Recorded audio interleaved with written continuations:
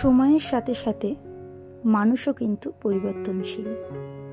সময় যেমনি থেমে থাকে না, একটা দিন একটা রাতের শেষে নতুন একটা দিন নিয়ে আবার উপস্থিত হয়, তেমনি মানুষও কিন্তু একটা ধাপ পেরিয়ে আর একটা ধাপের দিকে নেক্সট দিন এগিয়ে যায়। সেরকমই একটা ছোট্ট কাহিনী আছে নিতুর কাহিনী, নিতু দুই ভাইয়ের জীবনের কথা।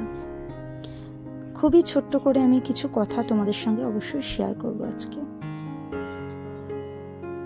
তো দেখো, এখানে গোপুর জামা অনেকগুলো জমে গেছিল, তো সেই কারণে সোয়েটার জামাগুলো সমস্ত কিছু কেচে দিয়েছি, কারণ যেগুলো যেগুলো পরাবো আর যেগুলো পরাবো না সেগুলো উঠিয়ে রাখবো।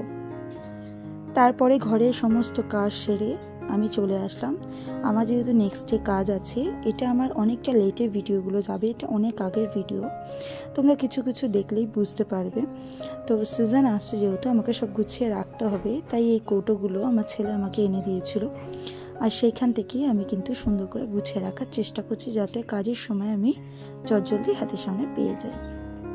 ঘরের কাজগুলো যেমনি আমি গুছিয়ে রাখি, তেমনি কিন্তু আমার কাজের জিনিসগুলোও গুছিয়ে রাখা আমার দায়িত্ব। কারণ যখন হট করে কোনো ক্লায়েন্ট চলে আসবে বা কোনো কাজ পড়ে যাবে, আমি না হলে খুঁজে বেড়াবো কোথায় কি রেখেছি, তাই আমি কাজের শেষে কিন্তু আবার সুন্দর করে গুছিয়ে রাখি। আর এখানে কিছু এক্সট্রা ক্লিপ আনা হয়েছিল, ইউপিনগুলো, সেগুলো ভালো করে খুলে একবারে প্যাকেট থেকে খুলে কৌটোর মধ্যে ঢেলে রাখবো, যাতে কাজ করতে গেলে আমি তাড়াতাড়ি বের করতে পারি। এই টুকিটাকি কাজগুলো করতেও না অনেকটা সময় আমার কেটে যায়, সেই কারণেই না আমি যখন ফাঁকা টাইম পাই তখনই কিন্তু এই কাজগুলো করার চেষ্টা করি। এই শোকেসটা কিনেছিলাম শুধুমাত্র কাজের জন্য কয়েক মাস আগে, কিন্তু বিশ্বাস করো এখন কয়েক মাস পরে গিয়ে আমার মনে হচ্ছে আবার একটা কিছু কিনলে মনে হয় ভালো হয়, কারণ এটাও কিন্তু কাজের জিনিসে ভর্তি হয়ে গেছে। তো এখানে দেখো কি সুন্দর রাধাকৃষ্ণের মূর্তি, দেখে মুগ্ধ হওয়ার মতন না? আমার হাতে যখন পেয়েছি, সর্বপ্রথম একটা মানুষকে আমি এই ভিডিও কলে দেখিয়েছিলাম, সেটা হচ্ছে নিতু দুই ভাই। এই সুন্দর উপহারটা আমাকে দিয়েছে আমার কাকি। তো আমার কাকি গেছিল তারাপীঠে, তো সেখান থেকে আমার জন্য এনেছে। যেহেতু আমি কৃষ্ণ ভক্ত, তো কৃষ্ণ প্রেমী বলতে পারো, তো সেই কারণে কিন্তু আমার জন্য এই সুন্দর কৃষ্ণ রাধাকৃষ্ণের মূর্তিটা এনেছে। অপূর্ব সুন্দর, মানে কি বলবো, সামনে থেকে দেখলে মনে হবে তোমরা নিজের কাছে রেখে দাও। তো এই ফটোটা যখন আমি দিদিভাইকে ভিডিও কলে দেখিয়েছিলাম, দিদিভাইয়েরও খুব পছন্দ হয়েছিল। জানি না কেন দিদিভাইয়ের সঙ্গে এমনই একটা বন্ধনে জড়িয়ে গেছি, যেখানে আমার ছোটোখাটো জিনিসগুলো, মানে আমার কষ্টটাকে এখন আর বেশি একটা শেয়ার করতে পারি না, কারণ দিদিভাইয়ের জীবনে এত কষ্ট, তাই হাসি খুশি থাকাটাকেই বেশি শেয়ার করতে আমি ভালোবাসি। তো যখনই আমার ভালো কিছু হয় বা ভালো কিছু আমি করি, সেটা আগে ভিডিও কলে দিদিভাইকে ফোন করে দেখাই। দিদিভাই যদি ভিডিওটা দেখে থাকো, তাহলে কিন্তু অবশ্যই তুমি জানাবে যে এই ফটোটা তোমাকে কবে দেখিয়েছিলাম, দেখি তোমার মনে পড়ে কিনা। তো যাই হোক, এখানে দেখো আমি রান্নাবান্না করছি, আর রান্নাবান্নার কথা করার মাঝখানে কিন্তু আমি অনেকগুলো কথা তোমার সঙ্গে শেয়ার করবো দিদিভাইয়ের বিষয়ে। দিদিভাইয়ের জীবন কিন্তু এখন যেরকম দেখছো সেরকম কিন্তু একদমই ছিল না। দিদিভাইয়ের সঙ্গে আমার কথা হয় মাঝে মাঝেই, যখনই কথা হয় তখনই অনেকগুলো কথা, মনের কথা অনেক কিছু শেয়ার করা হয়। দিদিভাই মনের কথা শেয়ার করে, আমি কিছু মনের কথা শেয়ার করি। তো সেইখান থেকে আমি অনেক কিছু জেনেছি। দিদিভাইয়ের জীবন আগে কিন্তু এরকম ছিল না। দাদাভাই সুস্থ ছিল, বান্টি সুস্থ ছিল, ঘোরাফেরা করতো, তারা কেনাকাটি করতো, সুখ স্বাচ্ছন্দ্যে ভরেই কিন্তু একটা সংসার যেরকম চলে সেরকমটাই চলতো। কিন্তু আজকে ওই যে বললাম, সময়ের সঙ্গে সঙ্গে মানুষের অনেক পরিবর্তন হয়, বা মানুষের সঙ্গে সঙ্গে সময়ের পরিবর্তন হয়। সেই সময় পরিবর্তন চক্রেই কিন্তু আজকে দিদিভাই এরকম অবস্থা। তো আজকে এই জায়গার থেকে দিদিভাইকে দেখে খুবই খারাপ লাগে। দাদাভাই তো কয়েক মাস আগেও বেশ সুস্থ ছিল, যদিও ক্যান্সারটা শরীরের মধ্যে বাসা বেঁধেছে, ট্রিটমেন্ট চলছিল, তারপরেও আমি মনে করি সুস্থ ছিল, মাঝে মাঝে একটু গাড়ি টাড়ি চালাতো। কিন্তু আজকে যে অবস্থায় দাদাভাই আছে, যে হাঁটতে পারছে না, ঠিক মতন উঠে যেতে পারছে না, আমি শুধু সারাক্ষণ একটা কথাই ভাবি, যখন দিদিভাইকে নিয়ে ভাবি, দিদিভাই কিভাবে মনের জোর নিয়ে সংসারটার সাথে, মানুষগুলোর সাথে এইভাবে হাসি খুশি মুখে কিন্তু এগিয়ে যাচ্ছে, এটাই ভাবি শুধু।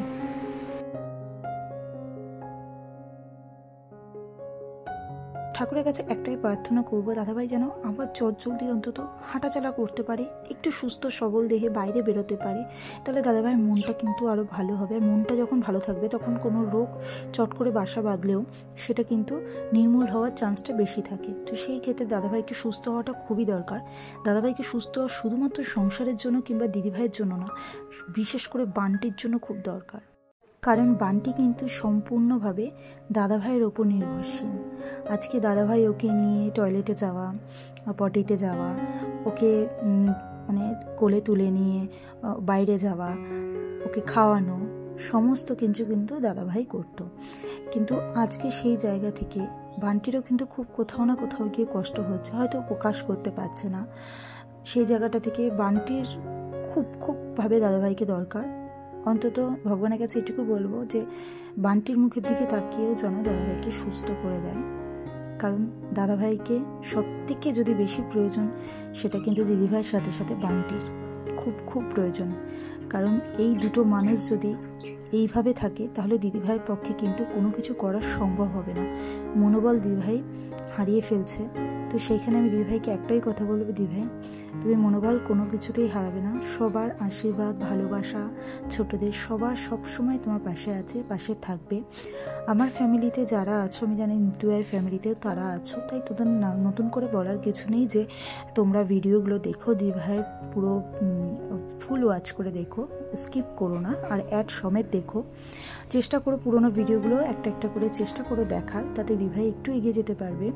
আর যারা নতুন আছো আমার চ্যানেলে, যারা নিতুভাইকে চেনো না, তাদেরও কাছে প্লিজ আমি করজোড়ে হাত জোর করে আমি রিকোয়েস্ট করছি, তারাও প্লিজ দিদিভাই চ্যানেলে যাও। আমার এখানে কমেন্টে দেখবে দিদিভাইয়ের নাম আছে নিতুর কাহিনী, তো সেখানে গিয়ে প্লিজ তোমরা একটু ওয়াচ করো ভিডিও আর সাবস্ক্রাইব করে তার পাশে থেকো। অসময়ের মানুষের পাশে থাকলে ভগবান তোমারও অসময়ের পাশে থাকবে, এটুকু আমি জানি। আর সময়ের মানুষের পাশে যদি থাকো তাহলে সেই মানুষটাকেও তোমার সময় কিন্তু তুমি পাশে পাবে। তো অনেক কথাই বললাম, আশা করি যারা নতুন আছো তারা ভালোবেসে যাবে দিদিভাইয়ের কাছে, আর আমরা তো যারা পুরনো আছি তারা আছি। তো দেখো কথা বলতে বলতে কিন্তু আমার রান্নাবান্না সমস্ত কিছু হয়ে গেছে। আর আজকে দেখেছো একটু পেঁয়াজ পোস্ত করেছি, যারা বুঝতে পারোনি আগে তাই বলে দিলাম, একটু পেঁয়াজ পোস্ত করেছিলাম। পেঁয়াজ পোস্তটা আমি যেভাবে করলাম সেভাবে তোমরা একটু করো, ভীষণ ভালো লাগে খেতে। এক পেঁয়াজ পোস্ত দিয়ে তোমাদের এক থালা ভাত খাওয়া হয়ে যাবে, এরকম একটা ব্যাপার। তো আজকে একটু তেলটাকে একটু কমই দিয়েছিলাম, আর একটু তেল দিলে পেঁয়াজ পোস্ততে ভালো লাগে। আর করেছিলাম পনির। আর এদিকে দেখো স্নান টান করে চলে আসলাম, জামা কাপড়গুলো সব আমি দেখতে সব তুলে এনেছি উপর। তো এখানে সমস্ত কিছু যা যা চেঞ্জ করা সব চেঞ্জ করে ঠাকুরের আসনে আমি কিন্তু ঠাকুরকে ভোগ দিয়ে দিয়েছি। তো আমার পুজো কিন্তু কমপ্লিট। এবার দুপুরে খাওয়া দাওয়া করতে হবে, আর আমাকে খাওয়া দাওয়া করে কিন্তু বেরোতে হবে একটা জায়গায়। এরপরেই ঘটবে গিয়ে একটা দুর্দান্ত বিপদ, যেটাকে কোনোদিনও আমি আশা করিনি। তো দেখো এই যে পনিরটা, আগে তো পেঁয়াজ পোস্তটা আমি দেখিয়েই দিয়েছিলাম। তো বন্ধুরা দেখো অনেকটা টাইম কাটানোর পরে দুপুরে একদম বিকালবেলা, এখন বাজে 6:45, এখন আমি বেরিয়ে পড়লাম ছেলেকে নিয়ে চুচুড়ার উদ্দেশ্যে। তোমরা অনেকেই জানো যে আমি প্রফেশনালি যেখান থেকে আমি প্রোডাক্ট তুলি সেটা হচ্ছে চুচুড়ায় একটা স্টোর আছে, পিউদি স্টোর। সেখান থেকে তোমরা আগের ভিডিও দেখলে বুঝতেই পারবে, ওখানে কিন্তু অথেন্টিক এবং প্রফেশনাল জিনিসগুলো পাওয়া যায়। তাই কিন্তু আমি কোনো জায়গা থেকে অনলাইন থেকে পারচেস করি না, আমি কিন্তু সোজা পিউদি স্টোরে চলে যাই। আর এখন প্রায় বাজে 6:45। তোমাদের দাদাভাই পায়ে ব্যথা বলে আমার সঙ্গে যেতে পারিনি, তাই বললো ছেলেকে নিয়ে যাও। আমার একটু ভয় করছিলো, কারণ চুচুড়া স্টেশনের কাছেও যদি হতো তাও কোনো ব্যাপার ছিল না। চুচুড়া থেকে কিন্তু টোটো ধরে আমাকে দিল্লি রোড গিয়ে নামতে হবে, তো অনেকটাই দূরের পথ। তো দেখো আমি চলেও এসেছি স্টোরে, আর এটা কিন্তু নিউ স্টোর। আগে যারা ভিডিওটা দেখবে তারা, ওটা ছিল পুরনো স্টোর কিছুটা আগে, আর এটা কিছুটা দূরে, হয়তো 5 মিনিটের ডিস্টেন্সে কিন্তু এই স্টোরটা নিউ দিয়েছে। আর নিউ স্টোরটা কিন্তু ভীষণই সুন্দর করেছে, আর অনেকটা স্পেস নিয়ে করেছে। যারা কলকাতায় আছো আর হুগলির মধ্যে আছো কিংবা বর্ধমানের মধ্যে আছো, তারা কিন্তু এখানে চুচুড়ায় নেবে, অটো স্ট্যান্ড থেকে বলবে যে আমরা দিল্লি রোড যাব। তো এখানে এসে কিন্তু তোমরা ভালো মানে প্রফেশনাল ভালো জিনিস কিন্তু পারচেস করতে পারবে। তো এখানে মেশিন থেকে শুরু করে সমস্ত আইটেম এখানে রাখা আছে, আমাদের প্রফেশনাল কেক থেকে শুরু করে বিউটিশিয়ান প্রোডাক্ট আর এই দুটো দিদি হচ্ছে গিয়ে এখানের হেল্পিং হ্যান্ড, তো স্টাফ বলতে পারো। আর এখানে দাদা ভাই আছে, দিদি ভাইয়ের মানে যে পিউদি কথা বলছি তার ভাই আছে, তার হাজব্যান্ডও আছে। পিউদি একটু কাজে, তো একটু পরে আসবে। তো এইগুলো দেখো, আমাকে একটু প্যালেট দেখাচ্ছিলো, তো আইশ্যাডো প্যালেট আমি নেব না, কিন্তু আমাকে একটু দেখাচ্ছিলো। আর কিছু পারচেস করেছি, সেগুলো আমার সাইডেও ছিল। আরও অনেক কিছু পারচেস করেছি, বাড়িতে গিয়ে তোমাদের দেখাবো। আর এই যে পিউদির একটা মেকওভার ছিল, এসে হাই করেছে। আর আমি দুটো ডিও নিয়েছি, সেটা হচ্ছে গিয়ে নাইকার, তো buy one get one free দিচ্ছিলো, তাই কিন্তু বডি স্প্রে দুটো নিয়ে নিয়েছি। আর স্টোর থেকে বেরোতেই কিন্তু সেই মানে অবিশ্বাস্য একটা দুর্ঘটনা আমাদের সামনে এসে উপস্থিত হয়েছে, একটা বড় বিপদ হিসাবে। তো সেইখান থেকে দেখো, আমরা যখন বেরিয়েছি অঝোরে ঝড় বৃষ্টিতে ভিজে চুর হয়েছিলাম।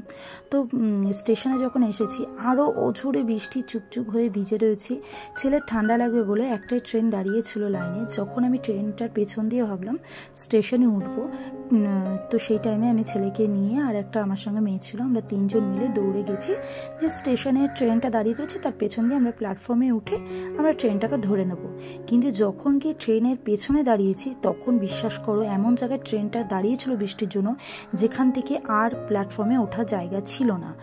নিচে তুমি বিশ্বাস করবে না, ট্রেনের ওপরে আমরা দাঁড়িয়ে রয়েছি, নিচের রাস্তা, লাইনের ওপরে দাঁড়িয়ে রয়েছি আর নিচের রাস্তা, আর এদিকে পেছনের ট্রেন মানে সামনের ট্রেন। যদি আমরা এদিকেও আসতে যাই, তাহলে যদি অন্য কোনো ট্রেন আসে তখন দুর্ঘটনা ঘটে যাবে। বা যে ট্রেনটা আমরা পেছনে দাঁড়িয়ে রয়েছি সেটাও যদি বাই চান্স কোনো কারণে পেছন দিকে ব্যাক করে, তাহলেও কিন্তু একটা বড় সেদিন দুর্ঘটনা ঘটতো। সেই দিনের কথা ভাবলে আজকে বলছি কিন্তু বুকটা কেঁপে উঠছে, কারণ আমার ছেলেটা আমার সাথে ছিল। তো যাই হোক, ভগবানের কৃপায় ট্রেনটা সামনের দিকেই গেছে, কোনো কারণে পেছনে কোনো অ্যাক্সিডেন্টলি পেছনের দিকে ব্যাক করেনি। তাহলে আমরা পেছনে মনে হয় আমাদের তিনজনের অবস্থা খুব কাহিল, মানে খুবই কাহিল, যেটা আর বলার বাইরে, তোমরা বুঝেই নিও। তো যাই হোক, সামনে ট্রেনটা এগোতে কিন্তু আমি ট্রেনে উঠে গেছিলাম ছেলেকে নিয়ে দৌড়ে।